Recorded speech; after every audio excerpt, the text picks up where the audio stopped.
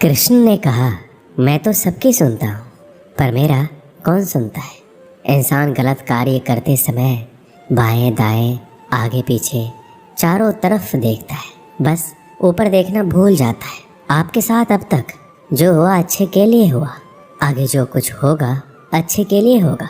जो हो रहा है वो भी अच्छे के लिए हो रहा है, इसलिए हमेशा वर्तमान में जियो। भविष्य की चिंता मत करो। तू करता वही है जो तू चाहता है, होता वही है जो मैं चाहता हूँ। तो वही कर जो मैं चाहता हूँ, फिर होगा वही जो तू चाहता है। उससे मत डरो जो वास्तविक नहीं है, ना कभी था ना कभी होगा। जो वास्तविक है वो हमेशा था, उसे कभी नष्ट नहीं किया जा सकता। श्री कृष्ण कहते हैं, जिस व्यक्ति को आपकी कद्र नहीं, उसके साथ खड़े रहने से अच्छा है आप अकेले रहें।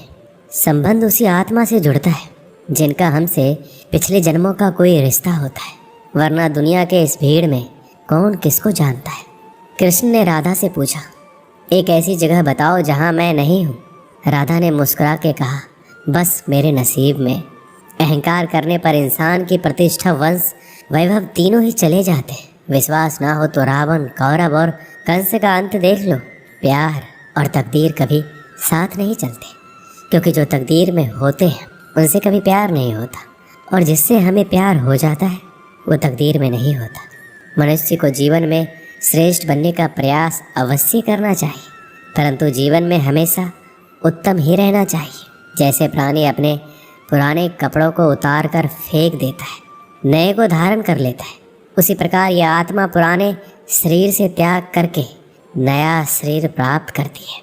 मैं सभी प्राणियों को समान रूप से देखता हूँ, ना कोई मुझे कम प्रिय है ना अधिक, लेकिन जो मेरी प्रेम पूर्वक आराधना करते हैं वो मेरे भीतर रहते हैं और मैं उनके जीवन में आता हूँ।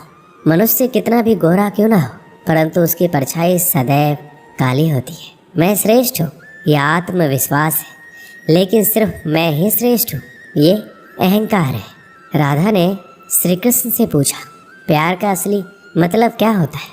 श्री कृष्ण ने हंसकर कहा, जहाँ मतलब होता है वहाँ प्यार ही कहाँ होता है। मेरे भी कई जन्म हो चुके हैं, तुम्हारे भी कई जन्म हो चुके हैं, ना तो ये मेरा आखिरी जन्म है और ना यह तुम्हारा आखिरी जन्म है।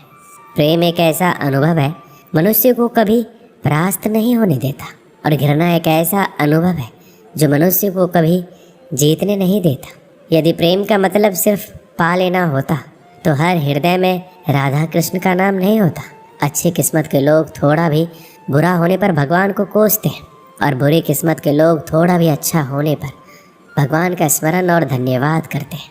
स्वार्थ से रिश्ते बनाने की कितनी भी कोशिश कीजिए वो कभी नहीं बनते, और प्रेम से बने रिश्तों को कितना भी तोड़ने की कोशिश कीजिए वो कभी नहीं टूटते। मान अपमान, लाभ हानि, खुश हो जाना या दुखी हो जाना, ये सब मन की शरारत है। ये सच बात है कि भूल करके इंसान कुछ सीखता है, परंतु इसका मतलब ये नहीं कि वह जीवन भर भूल करता रहे और कहे कि हम सीख रहे हैं। पूरी दुनिया जीती जा सकती है संस्कार से, और जीता हुआ आदमी भी हार जाता है अहंकार से। अच्छा इंसान बनने के लिए उतना ही प्रयास कीजिए जितना सुंदर देखने के लिए करते हैं। सत्य को अपमान वही व्यक्ति मानता है जिसे असत्य से कोई लाभ हो। निंदा से घबराकर कभी अपने लक्ष्य को ना छोड़ें, क्योंकि सफलता मिलते ही निंदा राय में बदल जाती है। बुरा वक्त कभी बताकर नहीं आता, लेकिन सिखाकर बहुत कुछ चला जाता है। फ़र्क सिर्फ आपके सोच का है, वरना ज़िंदगी में समस्याएं कमज़ोर करने के लिए नहीं, मजबूत बनाने के लिए आती। अगर मार्गदर्शन सही मिले तो एक छोटा सा दीपक भी किसी सूरज से कम नहीं। जिस इंसान को हार और जीत से कोई फ़र्क नहीं पड़ता वो दूसरों की जीत में भी खुश रहता है। ज़िंदगी में दो लोगों का होना बहुत ज़रूरी है। एक कृष्ण जो ना लड़े फिर भी जीत पक्की कर दे, दूसरा कर्ण जो हार सामने हो फिर भी साथ ना छोड़े। अच्छे लोगों की कृष्ण परीक्षा बहुत लेता है, परंतु साथ नहीं छोड़ता, और बुरे लोगों को कृष्ण बहुत कुछ देता है, परंतु साथ नहीं देता। भरोसा अगर खुद पर रखो तो ताकत बन जाती है, और दूसरों पर रखो तो कमज़ोरी बन जाती है। आप कब सही थे इसे कोई याद नहीं रखता है, परंतु आप कब गलत थे इसे सब लोग याद रखते। जन्म लेने वाले के लिए मृत्यु उतनी ही निश्चित है जितना कि मृत होने वाले के लिए जन्म लेना। इसलिए जो अपरिहार्य है उस पर शोक मत करो।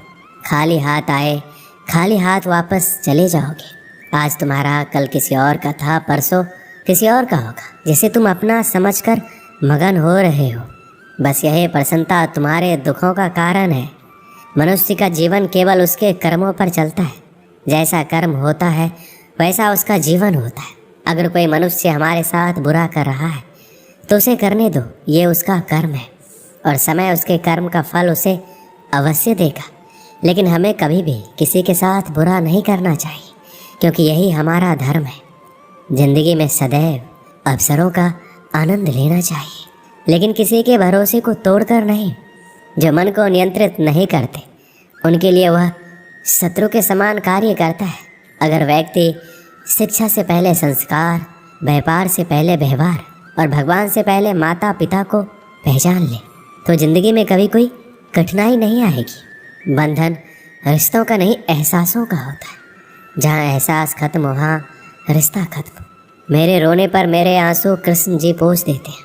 देखते तो नहीं हैं, पर मुझे पता है वो मेरे संग बैठकर रो देते हैं। अगर ईश्वर तुम्हें ज़्यादा प्रतीक्षा करवा रहे हैं तो हो सकता है जितना तुमने मांगा है उससे ज़्यादा तुम्हें देने वाले हैं। इस संसार में मनुष्य किसी भी रूप में बड़ा नहीं होता, बल्कि मनुष्य के पीछे जो ताकत खड़ी होती है वो ज़्यादा बड़ी होती है। सदैव संदेह करने वाला व्यक्ति के लिए प्रसन्नता ना इस लोक में है ना कहीं और। अगर आप जीवन में असफल होते हैं तो आपको दोबारा प्रयास करने में कभी नहीं घबराना चाहिए, क्योंकि जब आप दोबारा प्रयास करते हैं तो आपकी शुरुआत सुनने से नहीं बल्कि आपके अनुभव से होती है।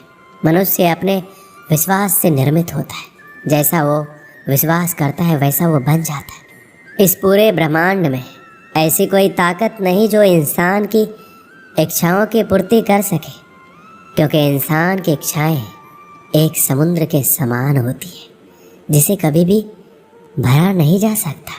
इंसान का मुश्किल वक्त उसके लिए एक दर्पण की तरह होता है जो हमारी क्षमताओं का दर्शन हमें करवाता है। ईश्वर ने जो हमारे भाग्य में लिखा है उसे हमसे कोई नहीं छीन सकता, लेकिन अगर हमें अपने ईश्वर पर सच्चा भरोसा है तो हमें वो भी मिल सकता है जो हमारे भाग्य में लिखा नहीं होता। जो दूसरों की तकलीफ़ों को समझते हैं, जिनमें दया है, दिल से अच्छे हैं, उन्हें दोबारा जन्म नहीं लेना पड़ता। यदि कोई व्यक्ति प्रेम से, भक्ति से पुष्प, फल, जल भी मुझे चढ़ा दे तो उसी भाव से उसे स्वीकार करता हूँ और वो मेरा प्रिय भक्त होता है। जीवन में आधे दुख इस कारण जन्म लेते हैं क्योंकि हमारी आशाएं बड़ी होती हैं। इन आशाओं का त्याग करके देखो, जीवन में सुख ही सुख है। मनुष्य अपने सच्चे हृदय से जो दान दे सकता है वो अपने हाथों से नहीं दे सकता, और मौन रहकर हम जो कह सकते हैं वो हम अपने शब्दों से नहीं कह सकते। इस संसार में मूर्ख व्यक्ति, अधर्मी, अज्ञानी और नास्तिक प्रकृति का व्यक्ति मेरी शरण स्वीकार नहीं कर सकता।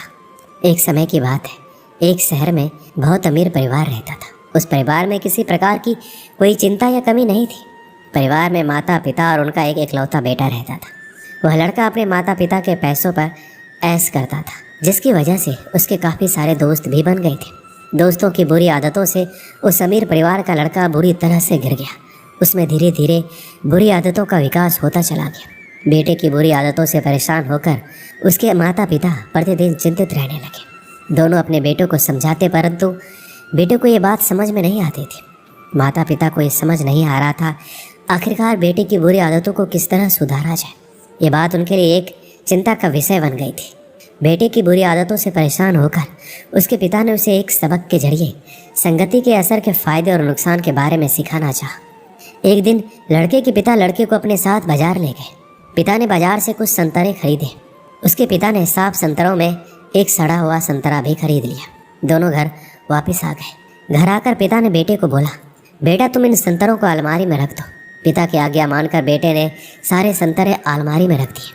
कुछ दिन बाद पिता ने बेटे को फिर से बुलाया और बोला, बेटा जो संतरे तुमने अलमारी में रखे थे उनको बाहर निकाल कर ले आओ। लड़का संतरे निकालने चला जाता है, लेकिन जैसे ही अलमारी खोली तो देखा सारे के सारे संतरे सड़ चुके थे। उसने पिता के पास आकर सारे संतरे रख दिए और बोला, पिताजी हमने जो संतरे खरीदे थे वो सारे सड़ चुके हैं। बेटे की बात सुनकर पिता ने बेटे को समझाया और बोला, देखा बेटा, जो हमने संतरे खरीदे थे उनमें से एक सड़ा हुआ संतरा भी खरीद लिया था, जिनकी वजह से बाकी के सारे संतरे भी सड़ गए। यही बात मैं तुम्हें कहना चाहता हूँ, यदि तुम बुरे दोस्तों की संगति में रहते हो तो तुम्हारी सोच और आदतें भी वैसी ही हो जाएगी, फिर चाहकर भी तुम अच्छे इंसान नहीं बन सकते। पिता की बात सुनकर लड़के को अपनी गलती का एहसास हुआ। उसे समझ में आ गया कि बुरी संगत से अच्छा इंसान भी बुरा बन जाता है और अच्छी संगत से बुरा इंसान भी अच्छा बन सकता है। लड़के ने अपने माता पिता से माफ़ी मांगी और गलत संगत छोड़ने का वचन दिया।